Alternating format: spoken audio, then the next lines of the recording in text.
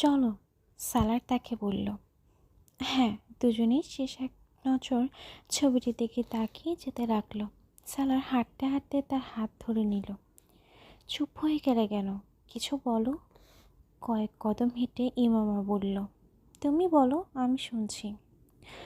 হতে পারে তুমি আমার আগেই জান্নাত পেয়ে যাবে।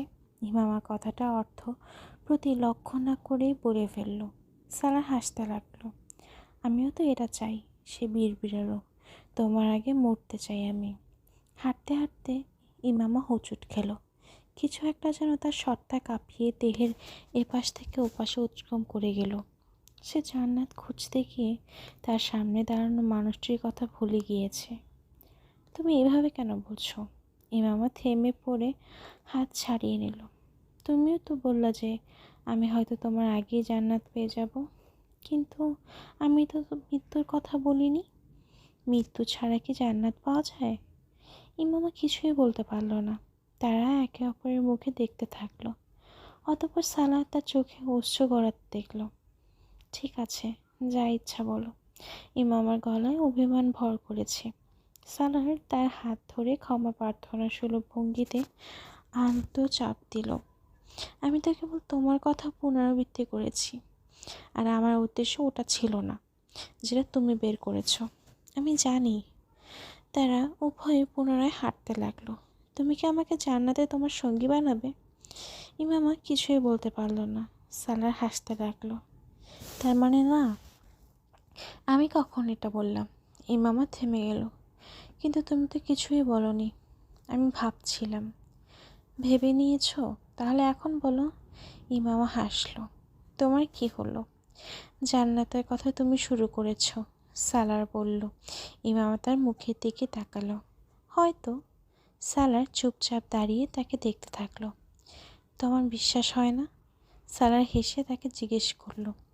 বিশ্বাস করার চেষ্টা করছি। তুমি যদি জান্নাতে যাও তাহলে তোমার আমাকেই বেছে নিতে হবে, সালার দুষ্টুমি করে বলল। আর যদি অন্য কেউ সেখানে পৌঁছে যায়? ইমামার প্রশ্ন শুনে তার মুখের হাসি উধাও হয়ে গেল। উভয়ের মাঝে নীরবতার একটি দীর্ঘ বিরতি নেমে এলো। সেই অন্য কেউ, এর পরিচয় ইমামা চেয়েছে আর না সালার বলেছে। কিন্তু এই অন্য কেউ তাকে সালার থেকে দৃষ্টি লুকাতে বাধ্য করে দিয়েছে। ইমামা তাকে বলতে পারল না বিষয়টি তার নির্বাচনে কখনোই ছিল না। বিষয়টা ছিল জালালের নির্বাচনে। জালালের নির্বাচন হয়তো জান্নাতেও সে হতো না। কিন্তু এই কথা স্বীকার করা ইমামার কাছে যেন চাবুক খাওয়ার মতো অসম্মানের বিষয়। তাই নীরবতাই ছিল সর্বোত্তম উপায়। কিন্তু সে বুঝতে পারেনি তার নীরবতা এই মুহূর্তে সালারকে চাবুকের মতো আঘাত করেছে। কয়েক মুহূর্তের জন্য সিকান্দার ওসমান নিজেকে কানকে বিশ্বাস করতে পারল না। আপনারা হয়তো কোনো ভুল হয়েছে। এই ফ্ল্যাটটা বিক্রি হতেই পারে না। ওটা তো সালারের নামে, সিকান্দার ওসমান ইহতেশামউদ্দিনকে বললেন। তিনি তার একজন ব্যবসায়িক বন্ধু। কয়েক মিনিট আগেই তিনি সিকান্দারকে ফোন করে একটি ফ্ল্যাট বিক্রির ব্যাপারে অভিযোগ করলেন, যেটি সিকান্দার ওসমানের। 1-1.5 বছর আগে ইহতেশাম এটি কেনার প্রস্তাব করেছিলেন, কিন্তু সিকান্দার তাকে বলেছিলেন উত্তরাধিকার বন্টনের ভিত্তিতে এটি তিনি সালারের নামে লিখে দিয়েছেন। তখন তিনি কথা বলেছিলেন যদি কখনো এটি বিক্রির প্রয়োজন হয়, ইহতেশামই এর প্রথম বিবেচ্য ব্যক্তি। আমার উকিলের মাধ্যমে সমস্ত কাগজপত্র সম্পন্ন হয়েছে। আপনি চাইলে পত্রিকায় প্রকাশিত প্লট হস্তান্তরের বিজ্ঞাপনটিও আপনাকে পাঠাতে পারি। আপনার ছেলে এটি 1.5 কোটিতে বিক্রি করেছে। আমার তো আফসোস হচ্ছে। বিক্রির পর আমার উকিল আমাকে জানিয়েছে। সিকান্দার ওসমানের মাথা ঘুরতে লাগল। আমি এখনই সালের সাথে কথা বলে আপনাকে জানাচ্ছি, সিকান্দার হুট করে বললেন। তার এখনও বিশ্বাস হচ্ছে না তাকে না জানিয়ে সালার ফ্ল্যাট কীভাবে বিক্রি করতে পারে। সালার আজ ইসলামাবাদে এসেছে কোনো একটা কাজে। সে মার্কেটে যাচ্ছিল এমন সময় সিকান্দার ওসমান কল গেল। সালার, তুমি তোমার ফ্ল্যাট বিক্রি করে দিয়েছো? সে হ্যালো বলতে সিকান্দার অপর পাশ থেকে বললেন। কয়েক মুহূর্ত সালার কিছুই বলতে পারল না। ফ্ল্যাট বিক্রির কথা এত তাড়াতাড়ি সিকান্দারের কানে পৌঁছে যাবে এটা সে ভাবতেও পারেনি। তুমি আমার অফিসে আসো, তিনি শীতল গলায় কল কাটতে কাটতে বলেন। কবে বিক্রি করেছো ফ্ল্যাট? তার অফিসে গিয়ে চেয়ার টেনে বসতেই তাকে জিজ্ঞেস করলেন গত মাসে। সে তার স্বর কোমল রাখার চেষ্টা করলো। কেন? আমার কিছু টাকার দরকার ছিল। কিসের জন্য? সালার এবার উত্তর দিতে গিয়ে ইতস্তত করলো। কেন টাকার দরকার ছিল? ইমামের জন্য একটা আংটি কেনার জন্য। সেকেন্দারের মনে হলো তিনি হয়তো ভুল করেছেন। কি? ইমামের জন্য আংটি কেনার জন্য? সে তার উত্তরটি পুনরাবৃত্তি করল। 1-2 লাখের আংটির জন্য তুমি ফ্ল্যাট বিক্রি করে দিয়েছ? ক্রেডিট কার্ড ব্যবহার করতে, ব্যাংক থেকে লোন নিতে, কিংবা আমাকে বলতে? আমি লোন নিয়ে তাকে গিফট করতে চাচ্ছিলাম না, আর সেটা 1-2 লাখের আংটি নয়, একটু বেশি দামি ছিল। এত টাকা আপনি আমাকে কখনোই দিতেন না। সে অত্যন্ত সাবলীলভাবে বলে চলল। কত দাম হতো? 4-5 লাখ হতো। বলো 10 লাখ হতো, আমি দিয়ে দিতাম। সিকান্দার প্রচণ্ড মনক্ষুণ্ণ হয়ে আছেন। এই ফ্ল্যাটটি 2 কোটি টাকা মূল্যের, যেটা সে 1.5 কোটি টাকায় বিক্রি করে দিয়েছে। 10 লাখের ব্যাপার ছিল না, সিকান্দার তাকে বলতে শুনলেন। তাহলে? সিকান্দার কপালে ভাঁজ দেখা দিল। সালার তার গলা পরিষ্কার করল। 13.7। এটাই ছিল একমাত্র উপায় যার মাধ্যমে সে এটির মূল্য 3 অঙ্কে প্রকাশ করতে পারে। কি? সিকান্দারের কিছুই বুঝে এলো না। 13.7। সালার পুনরায় গলা পরিষ্কার করে পূর্বের শব্দটি বলল। সিকান্দার কয়েক মুহূর্ত শ্বাস নিতে পারলেন না। এই প্রথম তিনি তার কথা বুঝতে পারলেন। 13.7 মিলিয়নের আংটি দিয়েছ তুমি তাকে? তার মাথা যেন কাজ করা বন্ধ করে দিল। সালার টেবিলের উপরে পেপারে ওয়েটে আঙ্গুল বোলাচ্ছে। সালার, তুমি তাকে 1,37,00,000 টাকার আংটি দিয়েছ? জি। সালার এবার চোখ তুলে সিকান্দারের দিকে তাকালো। সিকান্দার অবিশ্বাস্য চোখে তার দিকে তাকিয়ে রইলেন। সালার চোখ সরিয়ে ফেলল। সে এখন ওনার পেছনে সাঁটানো পেন্টিংয়ের দিকে তাকিয়ে আছে। তার চেহারায় দৃষ্টি নিবদ্ধ করে রিভলভিং চেয়ারের পিঠে হেলান দিয়ে বসলেন সিকান্দার। এই মুহূর্তে সালারকে যদি কেউ বলদ বলে তাহলে ঠিকই বলবে। কোত্থেকে কিনেছ আংটি? অবশেষে তিনি দীর্ঘ নীরবতা ভাঙলেন। টিফিনি থেকে। তিনি এমন কোনো ব্র্যান্ডের নামের প্রত্যাশাই করেছিলেন। ডিজাইন কেমন? এই দামের আংটি তো বিরল। জি, জুয়েলারি স্টেটমেন্ট। সে টিফিনির সবচেয়ে দামি রেঞ্জের অন্তর্ভুক্ত জুয়েলারি কালেকশনের নাম বলল। তো এর চেয়ে দামি আংটি ছিল না আর? এখনও তো আরেকটি ফ্ল্যাট বাকি আছে, আরও 4টি হীরা বসিয়ে দিতে হতে। সিকান্দার টেবিলের উপরে সিগার কেস থেকে সিগার বের করতে করতে অসম্ভব গম্ভীরভাবে তাকে বললেন। সালারের ডান গালে টোল পড়ল। তার মানে সে নিশ্চয়ই তার হাসি চেপে রেখেছে। সিকান্দারের ধারণা তারই হাসি লজ্জাবোধ থেকে। ওনার পায়ের নিচ থেকে নিশ্চিত মাটি সরে যেত যদি তিনি জানতে পারতেন যে সে আগে 2টো ফ্ল্যাট বিক্রি করে ইমামাকে একটা নেকলেস দেওয়ার কথা ভাবছিল। কিন্তু তারপর তারা আংটির খেয়াল এলো, যেটি ইমামা সবসময় পরতে পারবে। তাই নেকলেসের প্ল্যানিংটি বাদ দিয়ে দেয়। আমি বইপত্র যখন রাঞ্জা, ফারহাদ, রোমিও, মজরুদের সম্পর্কে পড়ি তখন মনে হয় এসব শুধু লোককথা। কোনো পুরুষ এমন নির্বোধ হতে পারে না। কিন্তু তুমি তো আমাকে এটা প্রমাণ করে দিলে এটা সম্ভব। প্রতিটি যুগে কোনো না কোনো পুরুষ কোনো না কোনো নারীর জন্য জ্ঞানশূন্য নির্বোধ হয়ে যেতে পারে। সালার এই বেজ্জতিকে মাথা নত করে মধুর ঢোকের মতো পান করে নিল। তাকে এতটুকু বেজ্জতি করা তো সিকান্দারের অধিকারের মধ্যেই পড়ে। স্ত্রীর জন্য তো কেবল এক শাহজাহানের অর্থ উড়িয়ে দিচ্ছিলেন, আর সেটাও স্ত্রীর মৃত্যুর পর। কিন্তু তোমার কি হয়েছে? সিকান্দার যেন তাকে লজ্জা দিলেন। আমি আসলে বিয়ের পর ইমামাকে কোনো উপহার দিইনি। তার স্বরে ঈশ্বরনীয় নিশ্চিন্ততা। সিকান্দার প্রথম তার নির্লজ্জ সাহসিকতায় মুগ্ধ হলেন। তাহলে নিজের টাকা উপহার দিতে? তিনি বিদ্রুপ করে বললেন। সেটাও দিয়ে দিয়েছি তাকে। সে বিদ্রুপে গভীরভাবে দিয়ে ওনাকে হতভম্ব করে দিল। সিকান্দার এই বাদশার মুখের দিকে তাকিয়ে রয়ে গেলেন, যে তার স্ত্রীর জন্য নিজের সাম্রাজ্য উজাড় করে তার শপথ নিয়ে বসে আছে। সিগারেটটাতে রাখতে রাখতে খানিক সামনে ঝুঁকে বন্ধুর মতো বললেন, সালার, এমন কি আছে ইমামার মধ্যে যার জন্য তুমি এমন হিতাহিত জ্ঞান হারিয়ে ফেলেছ? এটা বিদ্রূপ নয়, তিনি সত্যিই জানতে চাচ্ছেন। সালার কয়েক মুহূর্ত ভেবে বলল, ব্যাস, তাকে ভালো লাগে আমার। এই মুহূর্তে সিকান্দারের কাছে সালারকে 30 বছরের যুবক নয়, বরং 3 বছরের অবুঝ বাচ্চা মনে হচ্ছে। একটা দীর্ঘশ্বাস ফেলে তিনি সোজা হয়ে বসলেন। সে কি জানে এই আংটির মূল্য? না। সিকান্দার খানিক অবাক হলেন। তাহলে এর পেছনে নিজের প্রিয়তমাকে প্রভাবিত কিংবা মুগ্ধ করারও কোনো আবেগ নেই। আপনিও মাম্মি অথবা অন্য কাউকে বলবেন না। আমি চাই না যে ইমামা তা জানুক। সে এখন ওনাকে বলতেও নিষেধ করে দিচ্ছে। বাকি 13 লক্ষ কী করেছ? তিনি এখন আরও কিছু কার্যকলাপ সম্পর্কে জানতে চাচ্ছেন। 7 লাখ ইমামার মোহর দিয়েছি, ওটা বাকি ছিল। সে মোট মোহরের কথা গোপন রেখে বলল, বাকি 6 লাখ আমি কিছু দাতব্য সংস্থায় দিয়ে দিয়েছি। সিকান্দারের রাগ ধোয়ার মতো উবে যেতে লাগলো। রাগ করেও কোনো লাভ ছিল না।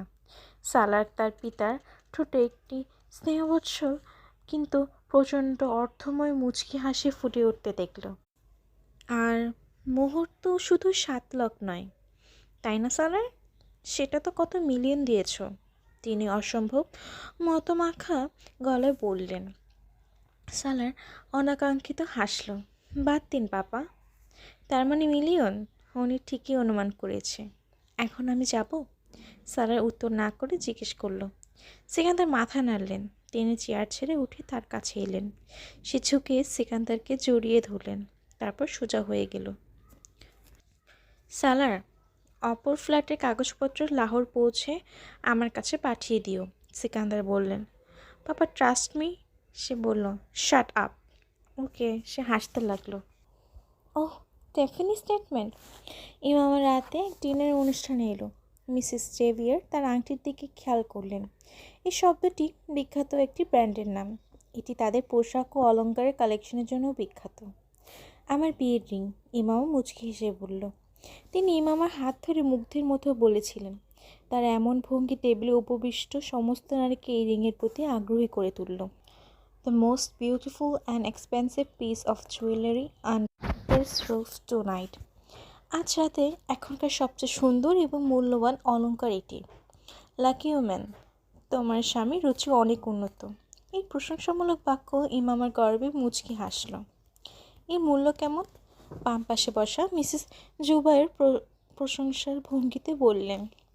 সঠিক বলতে পারছি না, হয়তো 4-5 লাখ।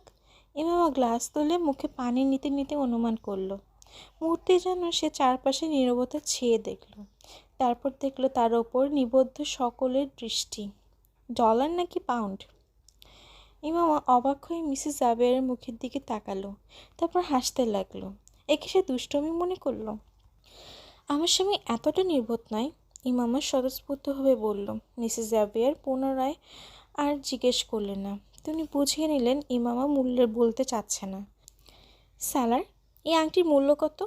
রাতে বিছানায় বসে উপন্যাস পড়তে পড়তে ইমামার হঠাৎ মিসেস জাভিয়ারের প্রশ্নটি মনে পড়ল। কেন? সে অন্য একটি বই পড়তে পড়তে চমকালো।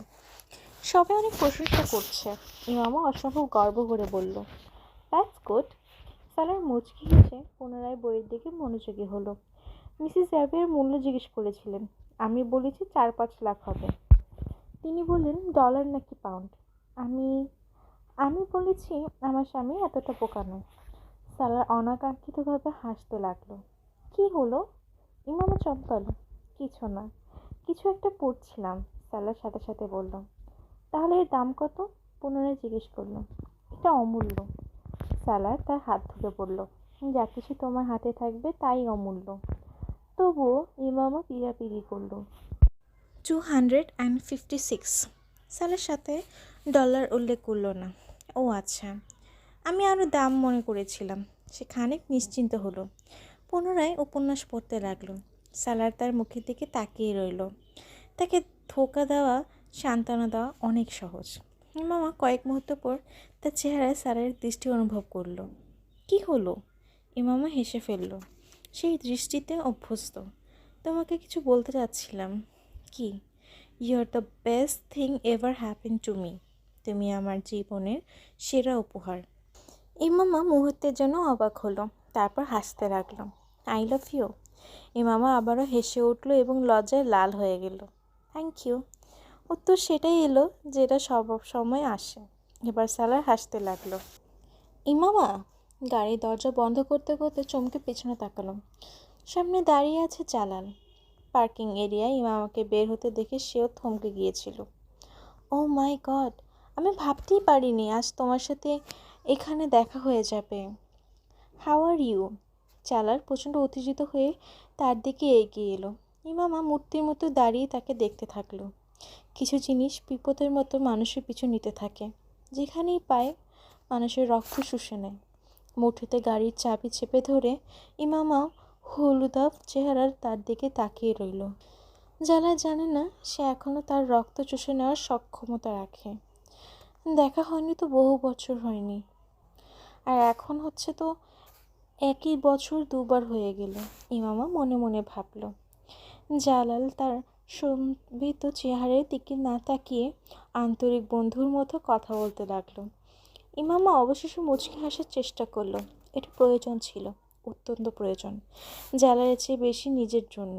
সে তাকে না পুরনো বন্ধু মনে করতে পারে আর না তার সাথে আন্তরিক হতে পারে। তাকে দেখতেই তার মনে কেবল একটি সম্পর্কের কথাই মনে পড়ল। সেই একটি কথাই মনে হাসতে লাগলো। আমি ঠিক আছি, আপনি কেমন আছেন? ইমামা মুচকি হাসার চেষ্টা করলো। দৃষ্টি তো সে এখনও তার সাথে মেলাতে পারবে না। জালাল অমনই আছে যেমন শেষবার ক্লিনিকে দেখেছিল। ওজন একটু বেড়ে গিয়েছে, হেয়ারলাইন একটু পেছনে চলে গিয়েছে, কিন্তু চলমান জীবনে যে ভাবমূর্তি ও পদমর্যাদা বহন করে চলেছে তাতে এ দুটো জিনিস তার কিছু যায় আসে না। আমি তো একদম ঠিক আছি। আমি কয়েক মাস আগে বিয়ে করে নিয়েছি। জালাল বুঝতে পারল না তাকে এই সংবাদ দেওয়ার এত জরুরি মনে করল কেন। এর সাথে কি ইমামার কোনো সম্পর্ক আছে, নাকি তার সাথে গভীর আলোচনায় যাওয়ার আগেই তাকে এটা জানিয়ে দিতে চাচ্ছে সে এখন অ্যাভেলেবেল নেই? ওই শেষ দেখায় ইমামাকে সে যে বলেছিল, তারপর সে অ্যাভেলেবেল হলেও তার অন্তত এতটুকু আত্মমর্যাদা তো আছে। নাকি জালাল নিজেকে তার কাছে প্রয়োজনীয় হিসেবে তুলে ধরতে চাচ্ছেন? আর যদি চেয়েও থাকে তাহলে ভুল কি? ভুল তো তারই। নয়তো এভাবে জালালের কাছে ভিক্ষা চাওয়ার মতো করে অনুনয় বিনয় করতে না গেলে আজ তার সামনে মাথা উঁচু করে দাঁড়াতে পারত। ইমামও নিজেকে তিরস্কার করতে লাগলো। তার নীরবতা জালালকে আরও একটু সতর্ক করে দিল। অনেক ভালো আমার স্ত্রী, সেও ডাক্তার। সে ব্রিটিশ নাগরিক, স্পেশালাইজেশনে সেখান থেকেই করেছে। অসাধারণ অবস্থান। সে 4 বাক্যে তার স্ত্রীর অবস্থান স্পষ্ট করে দিল। এক মুহূর্তের জন্য ইমামও ভুলে গেল সেও কারো স্ত্রী। তার পায়ের নিচেও মাটি আছে। যাদের মুখে অন্য কোনো নারীর ব্যাপারে আমার স্ত্রী শব্দটি ব্যবহার কয়েক মুহূর্তের জন্য তাকে বিতীর্ণ করে ফেলল। শুভকামনা রইল। ইমামা অবশেষে শেষ শব্দ বলল, এই মুহূর্তে যা তার বলা উচিত। Thank you.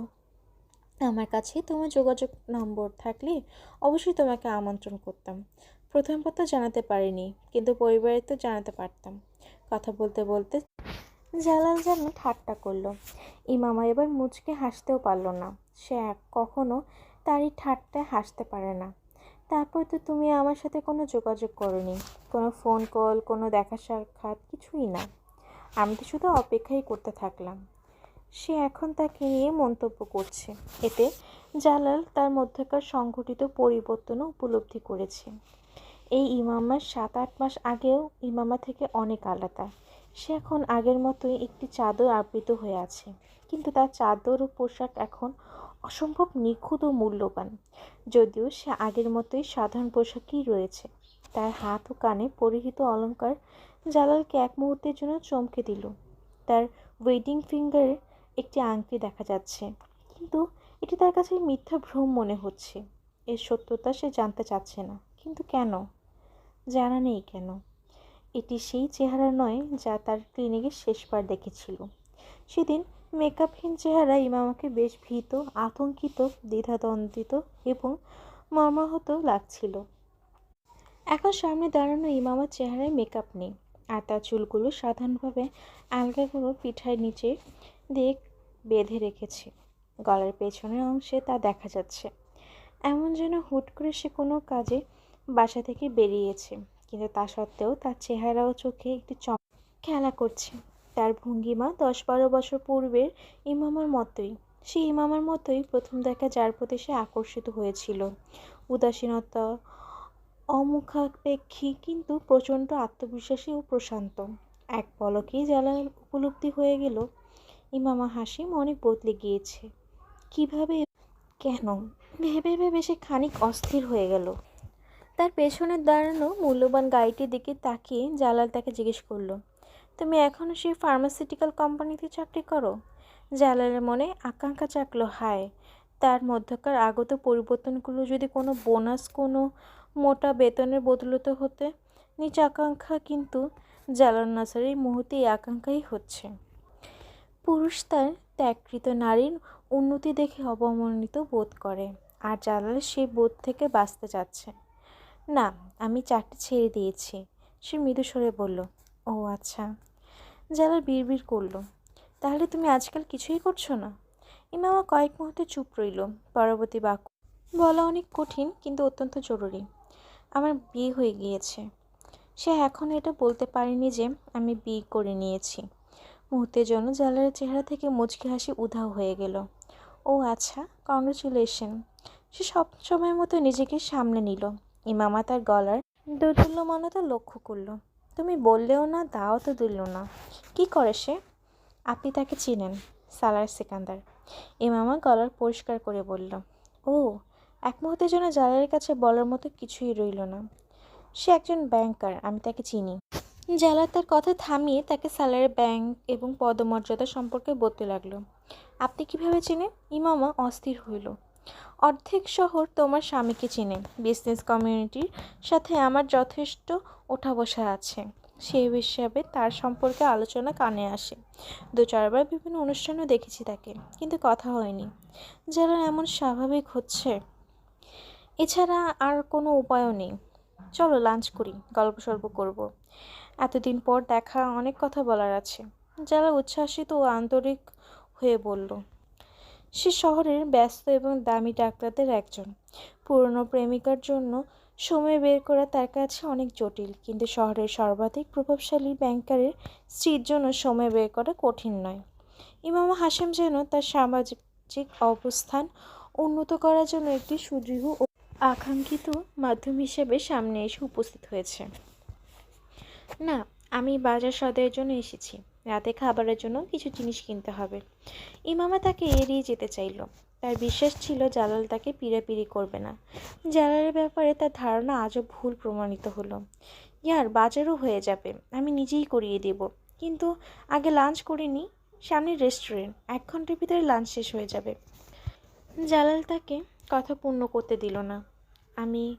ইমামা কিছু বলতে চাইল, কিন্তু জালাল কিছু শোনার অবস্থায় নেই। উপায়ান্তর না দেখে অনিচ্ছা সত্ত্বেও সে তার সাথে রেস্টুরেন্টে চলে এলো। তোমার স্বামীর সাথে জীবন কেমন কাটছে? মেনু অর্ডার করতেই জালাল অত্যন্ত অন্তরঙ্গ হয়ে জিজ্ঞেস করলো।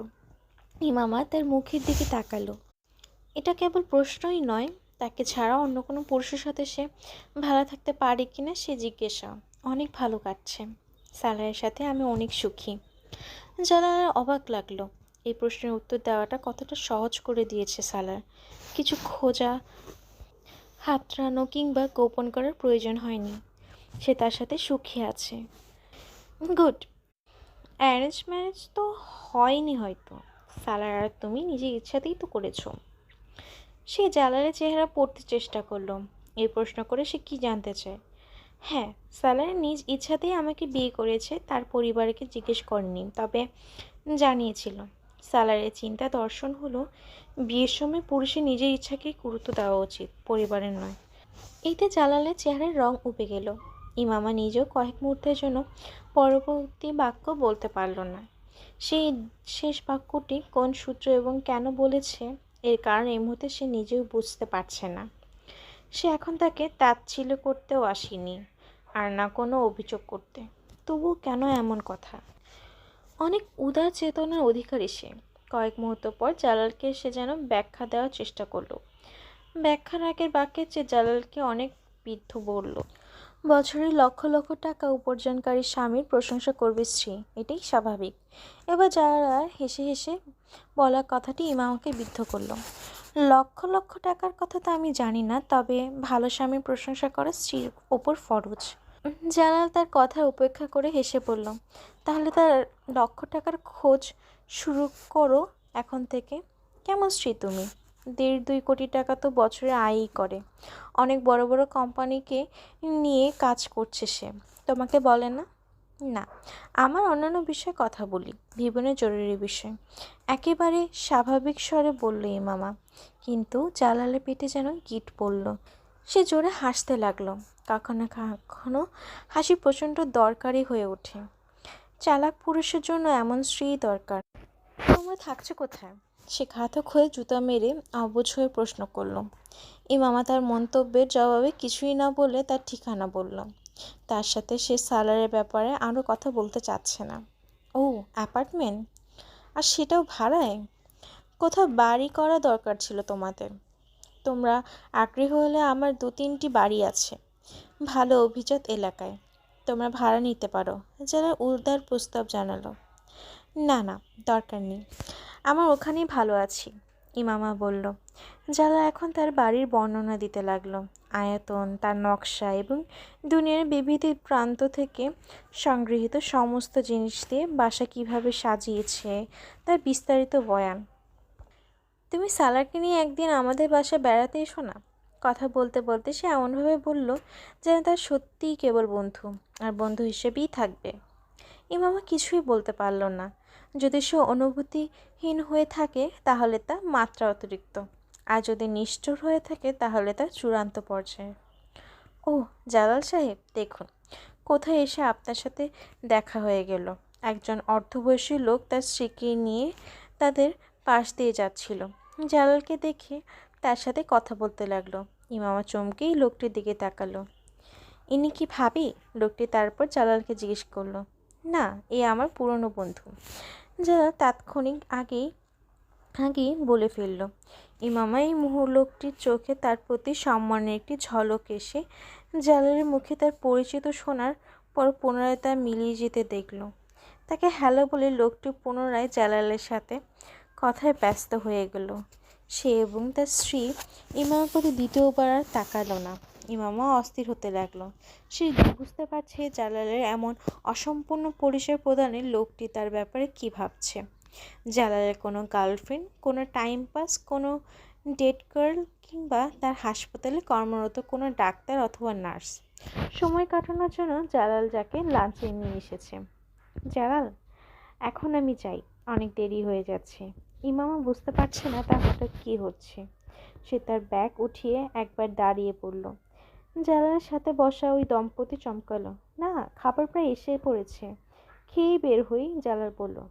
না, বাজার করে আমাকে রান্না করতে হবে। তাছাড়া আমার স্বামী বাসায় পৌঁছে আগে তো তার খাবার রেডি করতে হবে।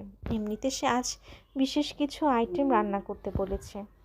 ইমামা কথা শুনে মিস্টার অ্যান্ড মিসেস ফারুক এবার মুচকি হেসে তার দিকে তাকালো। ইমামাও প্রত্যুত্তরে মুচকি হাসলো। সে স্বামীর শব্দটি কেন ব্যবহার করলো তা সে জানে না, হয়তো দাম্পতির চোখের সম্মানের এই ঝলক পুনরায় দেখার জন্য। যে সম্মান একটু আগে জালালের স্ত্রীভাবে তাদের চোখে ঝলক উঠেছিল, ইমামার ভঙ্গি এবার এতটাই চূড়ান্ত যে জালাল আর পিড়াপিড়ি করতে পারল না। আচ্ছা, স্যালারের কোনো ভিজিটিং কার্ড আর তোমার কোনো কন্ট্যাক্ট নাম্বার তো দিয়ে যাও, সে ইমামাকে বলল। তার ব্যাগে স্যালারের কিছু কার্ড ছিল। একটি কার্ড বের করে জালালের সামনে টেবিলে রাখলো। তোমার ফোন নাম্বার লিখে দাও। ইমামা এক মুহূর্তে উসখুস হলো, তারপর ওই কার্ডের পেছনে ফোন নাম্বার লিখে দিল। জালালের পাশে দাঁড়ানো লোকটি ততক্ষণে কার্ডে সালারের নাম পড়ে ফেলেছে। ও, আপনি সালার সিকান্দারের স্ত্রী? লোকটির প্রশ্নে সে প্রচণ্ড চমকে উঠল। ফারুক সাহেবও ব্যাংকার, সালারকে চেনেন হয়তো। জালাল দেরি না করে সাথে সাথেই বলল। অনেক ভালো করে। লোকটির ভঙ্গি এখন পরিপূর্ণ বদলে গেল। সে একটি স্থানীয় ইনভেস্টমেন্ট ব্যাংকের এক্সিকিউটিভ হিসেবে আছে। লোকটি এখন ইমামাকে তার স্ত্রীর সাথে পরিচয় করালো। আপনার স্বামী অনেক ব্রিলিয়েন্ট ব্যাংকার। ইমামা মিসেস ফারুকের সাথে হাত মিলাচ্ছে। সেই মুহূর্তে মিস্টার ফারুক সালারের ব্যাপারে প্রশংসামূলক বাক্যটি উপস্থাপন করলো। তিনি কয়েক মাস আগে আমাদেরকে তার বিয়ের ওয়েডিং রিসেপশনের অনুষ্ঠানে ইনভাইট করেছিলেন, কিন্তু আমরা তখন আমেরিকায় ছিলাম। মিসেস ফারুক এখন অত্যন্ত উচ্ছ্বাসিত হয়ে কথা বলছে। এদিকে ইমামার প্রাণ যেন ওষ্ঠাগত। সে বুঝে উঠতে পারছে না তারা সালারের কতটা কাছের লোক, নাকি কেবল সামাজিক পরিমণ্ডলের অংশবিশেষ।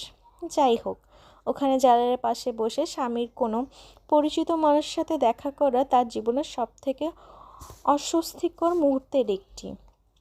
ইমামা ও সালারের সাথে আমার অনেক গভীর বন্ধুত্ব, বরং পারিবারিক সম্পর্ক। ব্যাস, মাঝখানে কিছুদিন আমরা যোগাযোগ বিচ্ছিন্ন ছিলাম। 10-12 বছর তো হয়েই গেছে আমাদের বন্ধুত্বের, তাই না ইমামা? ইমামার বুঝে এলো না সে কি বলে চলেছে। সে খানিক অস্থির হয়ে জালালের দিকে তাকালো। Very nice. আপনি কোনোদিন সালারকে নিয়ে আমাদের দিকে আসুন, ফারুক মুচকি এসে বলল। অবশ্যই, তবে সালার ইদানিং একটু ব্যস্ত। ইমামা খানিক ইতস্তত করে মুচকি হেসে বলল। কিছুক্ষণ আনুষ্ঠানিক কথাবার্তা শেষে তাদের খোদা হাফিজ করে ইমামা সেখান থেকে বেরিয়ে এলো, কিন্তু তার মন অত্যন্ত বিষণ্ণ হয়ে রইল। সময় আরও একবার 11 বছর পেছনে চলে গেল। সেই মেডিকেল কলেজ, তারপর বহু বছর পর জালালের সাথে হওয়ার প্রথম সাক্ষাৎ, আর আজ পুনরায় তার মুখোমুখি। ডিপার্টমেন্টাল স্টোরে কি কিনতে এসেছে তা ভুলে গেল। ট্রলি নিয়ে সে এক শেলফ থেকে আরেক শেলফের দিকে যেতে থাকলো। হঠাৎ খালি ট্রলিতে চোখ যেতে সে হড়বড় করে ভাবতে লাগলো সে কি কিনতে এসেছে, কিন্তু মস্তিষ্কের আয়নায় কিছুই উদয় হলো না। উদ্দেশ্যহীনভাবে কিছু জিনিস নিয়ে বাইরে চলে এলো। জালালের গাড়ি এখন ওখানে নেই। তার গাড়ির সামনের জায়গাটা ফাঁকা। জানা নেই তার কেন এই প্রত্যাশা ছিল যে রেস্টুরেন্ট থেকে বের হয়ে জালাল তার জন্য এখানে অপেক্ষা করবে। অন্তত এতটুকু অপেক্ষা তো করত, সে যেন নিজে তাকে বিদায় জানাতে আসতো। জালালের প্রতি তার সুধারণা হচ্ছে না, এরপরও এতটুকু ভদ্রতা তো তার কাছে প্রত্যাশা করতেই পারত। পার্কিং থেকে গাড়ি বের করে তার হঠাৎ উপলব্ধি হলো তার মন বাসায় ফিরতে চাচ্ছে না। তারপর তার হঠাৎ কিনতে আসা জিনিসগুলোর নাম মনে পড়তে লাগলো, কিন্তু পুনরায় সে কোনো গ্রসারি শপে যাওয়ার মানসিকতায় নেই। ভর দুপুরে উদ্দেশ্যহীনভাবে রাস্তায় গাড়ি চালাতে চালাতে সে নিজেই বুঝতে পারছে না কোথায় যাচ্ছে। তার মনে হচ্ছে সে ভুল টার্ন নিয়েছে আর রাস্তা ভুল গিয়েছে। অনেকক্ষণ পর তার উপলব্ধি হলো সে অনুভূতি শূন্যভাবে সালারের অফিসের দিকে ছুটে চলেছে। এটা ছিল অত্যন্ত বোকামিপূর্ণ কাণ্ড। সে এখন মূল রোডে রয়েছে। অনওয়ের কারণে পেছনেও যেতে পারবে না। ইউটার্ন নিতে তার অফিস অতিক্রম করেই নিতে হবে। এক সিগন্যালে একটি বড়সড় জ্যামে আটকালো সে। তার কাছে এখন এই পথও নিজের জীবন, দুটোই সুদীর্ঘ মনে হচ্ছে। 1.5 ঘন্টা আগেও সে সালারের সাথে ভালো ছিল, কিন্তু এখন সে ভালো নেই। এসি ঠান্ডা হতে সমস্যা করতে লাগলো। সে এসি বন্ধ করে দিল। জীবনে কিছুক্ষণ সে উত্তপ্তটাই চাচ্ছে। জালালুন নাসর যেন তার জীবনে একটি ক্ষত, যেখানে প্রতিবার টোকা লাগতেই রক্ত ঝরতে থাকে, আর প্রতিবারই তার এই ভুল ভাঙে যে এই জখম এখনও সরেনি। গাড়ি বন্ধ হয়ে পড়েছে, অথচ সিগন্যাল খুলে গিয়েছে। অসংখ্য হর্নের শব্দে সে চমকে গাড়ি স্টার্ট করার চেষ্টা করলো, কিন্তু ব্যর্থ হলো। সে সাথে প্রচণ্ড ভীত হয়ে পড়ল। চেষ্টা সত্ত্বেও গাড়ি স্টার্ট হচ্ছে না। সে দক্ষ ড্রাইভার নয়, তাছাড়া পেছনে একসাথে এতগুলো গাড়ির হর্ন যে কোনো দক্ষ ড্রাইভারকেও জ্ঞানশূন্য করে দিবে। একজন ট্রাফিক পুলিশ তার কাছে এলো। গাড়ি সমস্যা করছে, স্টার্ট হচ্ছে না, ইমামা তাকে বলল। তাও তো এটা লিফটার দিয়ে সরাতে হবে, আর নয়তো জ্যাম বেঁধে যাবে। ট্রাফিক পুলিশ তাকে বলল। সিগন্যাল ততক্ষণে পুনরায় বন্ধ হয়ে গিয়েছে। ট্রাফিক পুলিশ ওয়্যারলেসে লিফটার নিয়ে আসতে বলল। এদিকে ইমামা প্রচণ্ড ঘাবড়ে গিয়ে বারবার স্টার্ট করতে লাগলো, কিন্তু ব্যর্থ হলো। লিফটার আসতেই সে গাড়ি থেকে বেরিয়ে এলো। লিফটারে বসা লোকটি কার গাড়ি নিকটবর্তী পার্কিংয়ে নিয়ে যাচ্ছে বলে কোনো রিক্সা বা ট্যাক্সি ধরে তাকে ওখানে যেতে বলে উধাও হয়ে গেল। মল রোডে এই জ্যামের মধ্যে কোনো রিক্সা বা ট্যাক্সি পাওয়া সম্ভব নয়। হ্যাঁ, একমাত্র কাজ যা সে করতে পারে তা হলো সে রাস্তা পায়ে হেঁটে একটু দূরে সালারের অফিস পর্যন্ত যেতে পারে। অনুভূতি শূন্যভাবে সে মল রোড পার হয়ে সালারকে কল করতে লাগলো। সালারের ফোন বন্ধ, তার মানে এখন তাকে তার অফিসেই যেতে হবে। আরও কয়েক মিনিট হাঁটার পর তার জুতোর বেল্ট ছিঁড়ে গেল। আজকের দিনটা শুধু খারাপ নয়, সবচেয়ে খারাপ। ঘামে ভেজা শরীর ও ছেঁড়া জুতো হাতে ওখানে দাঁড়িয়ে দাঁড়িয়ে পুনরায় কোনো রিক্সা বা ট্যাক্সি খুঁজতে লাগলো। এই ছেঁড়ে জুতো নিয়ে সে তার অফিসে যেতে চাচ্ছে না, কিন্তু এই মুহূর্তে এটা ছাড়া তার কাছে আর কোনো উপায়ও নেই। নিজের অবস্থা থেকে তার কান্না পাচ্ছে, কিন্তু এই কান্নার কারণ তার বাহ্যিক অবস্থার চেয়ে ভেতরগত মানসিক অবস্থাই বেশি। এই মুহূর্তে সে এতটাই মনক্ষুণ্ণ। তার ব্যাংকের জাঁকজমকপূর্ণ এই ভবনের সামনে জুতা হিঁচড়ে যেতে এক মুহূর্তের জন্য সংকোচ বোধ করল, কিন্তু তারপর তার মাথায় এলো সে সোজা তার অফিসে চলে যাবে।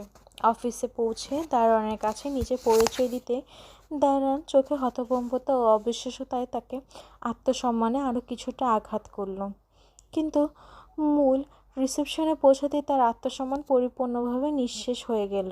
জাঁকজমকপূর্ণ অভ্যন্তর সজ্জাসম্পন্ন বিশাল ও বিশ্বস্ত মার্বেল পাথর নির্মিত হলে এই মুহূর্তে স্যুটে বুটেড কর্পোরেট গ্রাহক ভরপুর। অফিসের এই চিত্র আগে তার মাথায় এলে সে কখনো এখানে আসতো না, কিন্তু এখন তো এখানে এসে পড়েছে। ছেঁড়া জুতো ফ্লোরে ঘষতে ঘষতে নিজেকে নিজের কাছেই প্রচণ্ড অসহায় মনে হচ্ছে তার। রিসেপশনে কাউন্টারে সে সালার সিকান্দারের সাথে তার সম্পর্কের কথা প্রকাশ করার মতো বোকামি করল না। আমি সালার সিকান্দারের সঙ্গে দেখা করতে চাই। রিসেপশনিস্ট তাকে জিজ্ঞেস করতেই সে বলল, আগে যদিও রোদের কারণে উত্তপ্ত ঘামছিল, এখন ঘামছে এই পরিবেশের কারণে, এবং এটি শীতল ঘাম। আপনি কি অ্যাপয়েন্টমেন্ট নিয়েছেন ম্যাডাম? রিসেপশনিস্ট অত্যন্ত পেশাদার ভঙ্গিতে মুচকি হেসে জিজ্ঞেস করল। তার মস্তিষ্ক এবং এক মুহূর্তের জন্য শূন্য হয়ে গেল। অ্যাপয়েন্টমেন্ট? সে অস্থির হলো। উত্তরের পরিবর্তে সে হাতের ফোন দিয়ে আরেকবার তাকে কল করার চেষ্টা করলো। এবার কল কানেক্ট হলো, কিন্তু রিসিভ হলো না। আমি তার বন্ধু, সে কল কাটতে এলোমেলোভাবে বলল। এখন তিনি একটি মিটিংয়ে আছেন, কিছুক্ষণের মধ্যেই ওনাকে জানাচ্ছি। আপনার নাম? রিসেপশনিস্ট বলল, ইমামা। সে তার নাম বলে হলের একপাশের সোফায় বসে পড়ল।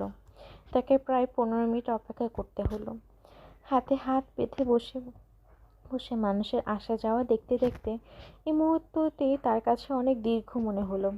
15 মিনিট পর সে কয়েকজন লোকের সাথে কথা বলতে বলতে সালারকে রিসেপশনে উদয় হতে দেখল। ইমামা তার থেকে অনেকটা দূরে বসে আছে। সালার আশেপাশে না তাকিয়ে এই লোকগুলোর সাথে প্রবেশদ্বার পর্যন্ত গেল। মুহূর্তের জন্য ইমামা ভয় হতে লাগলো সালার আবার ওদের সাথে বাইরে না চলে যায়, কিন্তু দরজায় একটু আগেই সে তাদের সাথে হাত মেলাতে লাগলো, তাদের এগিয়ে দিতে এখানে এসেছে। দরজায় দাঁড়িয়ে কয়েক মিনিটে তাদের সাথে কথা বলে এদিক সেদিক না তাকিয়ে বড় বড় কদম ফেলে পুনরায় ফিরে যেতে লাগলো। রিসেপশনিস্ট তাকে থামালো।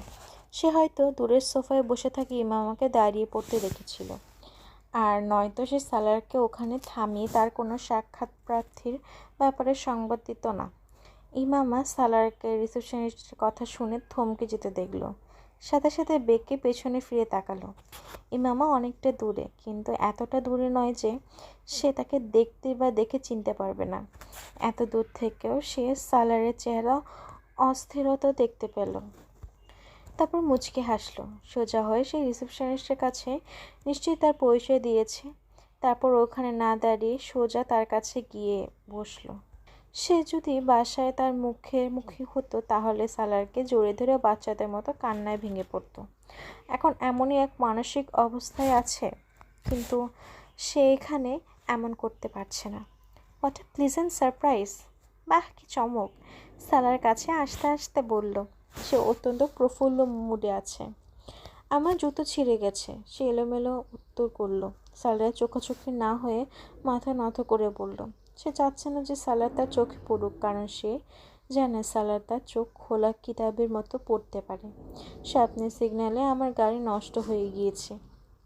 লিফটার এসে তার কোথায় নিয়ে গেছে। এখানে তোমার অফিস ছিল বলে চলে এসেছি, কিন্তু হয়তো না আসাই উচিত ছিল, কারণ তুমি ব্যস্ত। এখন ব্যস্ত তুমি আমাকে একটু বাসায় পাঠিয়ে দাও। প্রত্যুত্তরে সে একের পর এক সমস্যা জানাতে জানাতে তাকে অগোছালো ভঙ্গিতে বলে চলল। No problem. সালা তার মুখের দিকে তাকিয়ে তাকে সান্ত্বনা দিল। সরি ম্যাম, আপনি আপনার পরিচয় দিলে আপনাকে অফিসে বসিয়ে দিতাম। ডেস্কে বসা মেয়েটি তার কাছে এসে দুঃখ প্রকাশ করলো। ইটস ওকে, কাউকে পাঠিয়ে কাছের কোনো শু স্টোর থেকে একটা এই সাইজের একটা জুতা আনতে বলো, সালা মেয়েটিকে বলল। তারপর পরবর্তী বাক্যটি বলল ইমামাকে। ইমামা, এই ছেঁড়া জুতা খুলে ফেলো। খুলে ফেলবো? সে ইতস্তত করলো। হ্যাঁ, কোনো সমস্যা নেই, আমার বাথরুমে অজুর স্লিপার আছে, সেগুলো পরেই পা ধুয়ে নিও। ততক্ষণে নতুন জুতা চলে আসবে। আর কোনো সিগন্যাল থেকে গাড়ি নিয়ে গিয়েছে। ইমামা তাকে অনুমান বলল। স্যারের ডেস্ক থেকে আগত মেয়েটিকে গাড়ির নাম্বার বলে কিছু নির্দেশনা দিল। ইমামা ততক্ষণে ছেঁড়া জুতা পা থেকে খুলে ফেলেছে।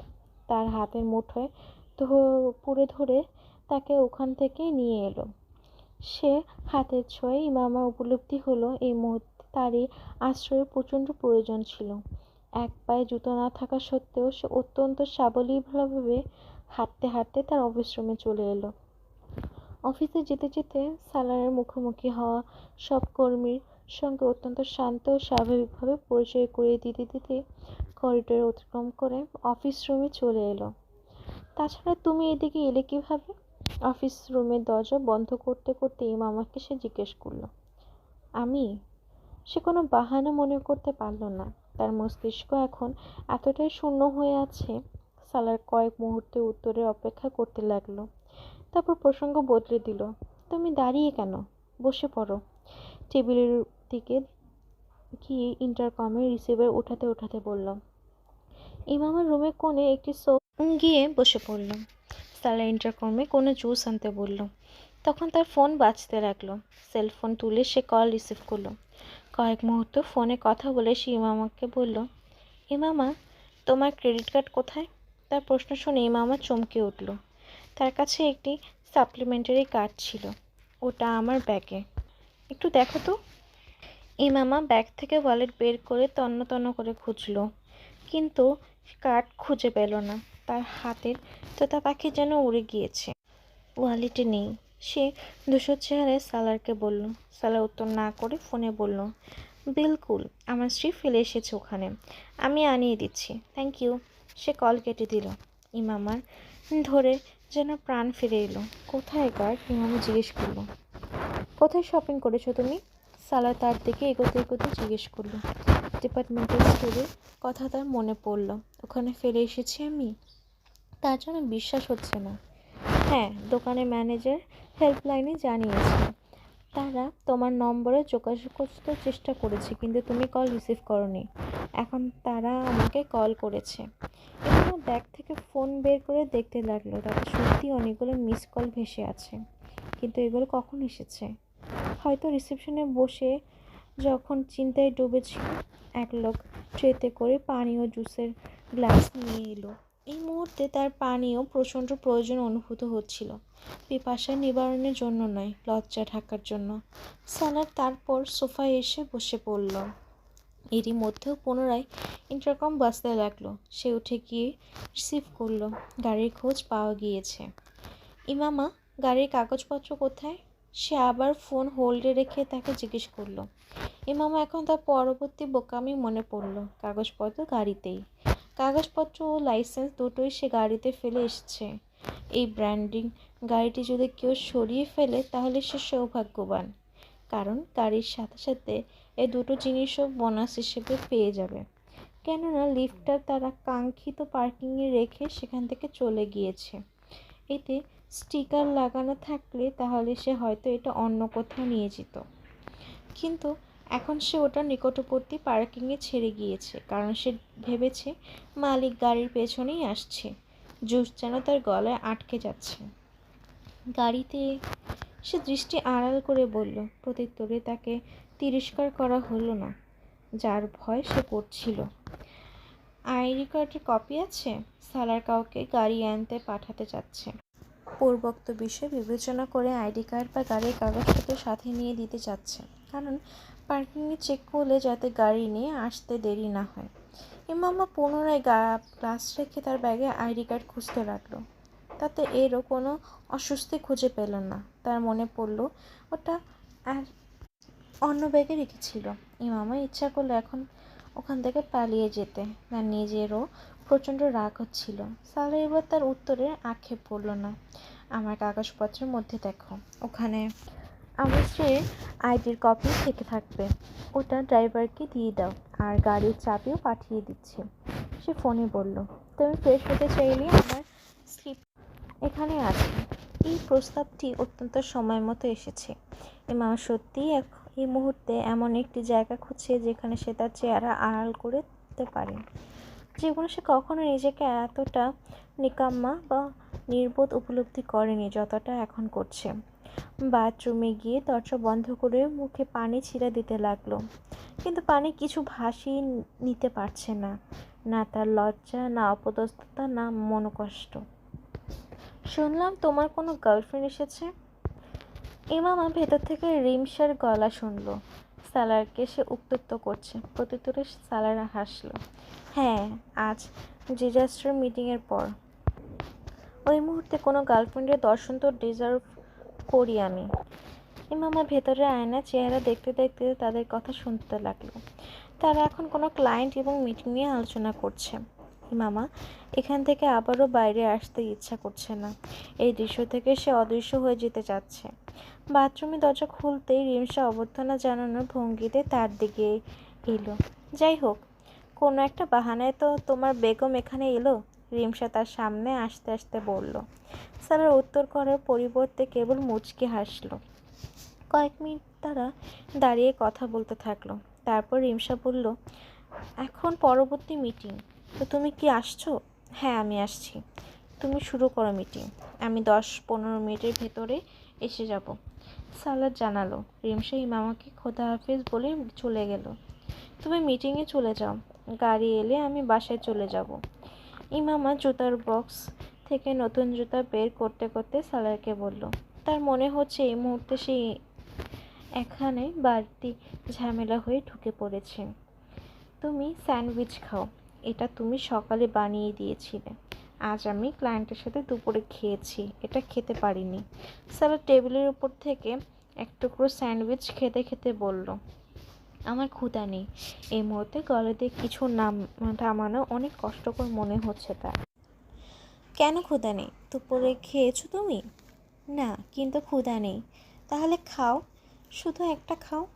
সালা তাকে মানানোর চেষ্টা করছে ইমামা কোনো সমস্যা হয়েছে, আর এই মুহূর্তে তা জিজ্ঞেস করা অনর্থক। যখনই সে দুশ্চিন্তায় পড়ে তখনই এইসবই বলে, আর এই কয়েক মাসে সালার এতে অভ্যস্ত হয়ে গিয়েছে। সে জানে ইমামা ধীরে ধীরে ঠিক হয়ে যাবে। এটা তার কাছে এখন কোনো অস্বাভাবিক বিষয় নয়। ইমামা এখন মাথা নিচু করে স্যান্ডউইচ খেতে শুরু করেছে। সে ভাবছে সালার এখন তার এসব কর্মকাণ্ডের উপর পর্যালোচনা করবে, কিন্তু সে তার সাথে এদিক সেদিকে গল্প করতে থাকলো। স্যান্ডউইচ শেষ হতেই সে ইমামাকে চায়ের কথা জিজ্ঞেস করলো। ইমামা অসম্মতি প্রকাশ করলো। সালার ইন্টারকমে কল করে ড্রাইভারকে গাড়ি বের করতে বলল। আমি তোমাকে আমার গাড়িতে করে পাঠিয়ে দিচ্ছি, তোমার গাড়ি ঠিক হয়ে এলে পাঠিয়ে দিব। আমি নিজেই চলে যাব বাসায়। ইমামা বলল, না, ড্রাইভার তোমাকে নামিয়ে দিয়ে আসবে। তুমি এখন চিন্তিত, আমি চাচ্ছি না এই অবস্থায় তুমি গাড়ি চালাও। ইমামা কিছুই বলতে পারল না। এখন সে ডিপ্রেশনে আছে, তা সালার বুঝে গিয়েছে। এটা জানার পরও সে বলল, আমি একাই চলে যাই। এখন তারা ব্যাংকের প্রবেশপথে দাঁড়িয়ে আছে। ইয়ার, গ্রাহকদেরও এই পর্যন্ত এগিয়ে দিতে আসে, আর তুমি তো আমার স্ত্রী। সালার মৃদু হেসে বলল। ড্রাইভার ততক্ষণে গাড়ি পার্কিং থেকে দরজার সামনে নিয়ে এসেছে। সে গাড়ির দরজা খোলার জন্য এগিয়ে এলো, কিন্তু তার আগে সালার নিজেই ইমামার জন্য গাড়ির পেছনের দরজা খুলে ধরল। ইমামা গাড়িতে না উঠে দাঁড়িয়ে দাঁড়িয়ে তার মুখের দিকে তাকিয়ে রইল। সে সালারকে শুকরিয়া জানাতে চাচ্ছিল, কিন্তু তার গলায় পুনরায় গিট বাঁধতে শুরু করছিল। Anything else ma'am? আর কিছু লাগবে ম্যাম? সালার মুচকি হেসে বলল। সে বুঝতে পারছিল ইমামা তাকে কিছু বলতে চাচ্ছে। থ্যাংক ইউ, ইমামা অবশেষে বলল। Always at your disposal ma'am. সর্বদা আপনার সেবায় প্রস্তুত ম্যাম। সালার তাকে বন্ধনে আবদ্ধ করতে করতে তাকে গাড়িতে বসতে ইশারা করল। সে গাড়িতে বসে পড়ল। সালার দরজা লাগিয়ে দিল। চলতি গাড়ি থেকে ইমামা এক মুহূর্ত পাশ ফিরে তাকালো, দেখলো সালার এখনও ওখানেই দাঁড়িয়ে আছে। সে হয়তো গাড়ির মেইন রোডে ওঠা পর্যন্ত অপেক্ষা করছে। ইমামা তার চেহারা দু হাতে চেপে নিল। যার দায়িত্ব ছিল সে তার জন্য দাঁড়িয়ে আছে, জালালের দায়িত্ব ছিল না। তাহলে কেন সে তাকে এতটা অভদ্রতা দেখাবে? ড্রাইভারের সাথে পাঠিয়ে সালার ঠিকই করেছে। সে প্রকৃতপক্ষে এই মুহূর্তে গাড়ি চালানো অবস্থায় নেই। সে এখন তার গাড়িতেই হলে। গাড়ি সাইডে দাঁড় করিয়ে ভেতরে বসে ফুঁপিয়ে ফুঁপিয়ে কাঁদত। সে এতটা মূল্যহীন নয় যতটা প্রতিবার জালালের সামনে গিয়ে হয়ে যায়, আর না সে এতটা মূল্যবান যতটা সালার তাকে মনে করে। একজন তাকে কয়লা মনে করে আর একজন কোহিনূর। ওই অবমূল্যায়ন তার কাছে কাচের মতো লাগে, আর এই মূল্যায়ন তার কাছে খঞ্জরের মতো, কিন্তু দুটোই তাকে ক্ষত করে। বাসায় ফিরেও সে উদ্দেশ্যহীন লাউঞ্জে অনেকক্ষণ বসে রইল। আজকের দিন অত্যন্ত খারাপ ছিল। কিছুই তাকে প্রশান্ত করতে পারছে না। জীবনের যন্ত্রণাদায়ক স্মৃতির একটি ধারাবাহিকতা ছিল যা শেষ হওয়ার নামই নিচ্ছে না।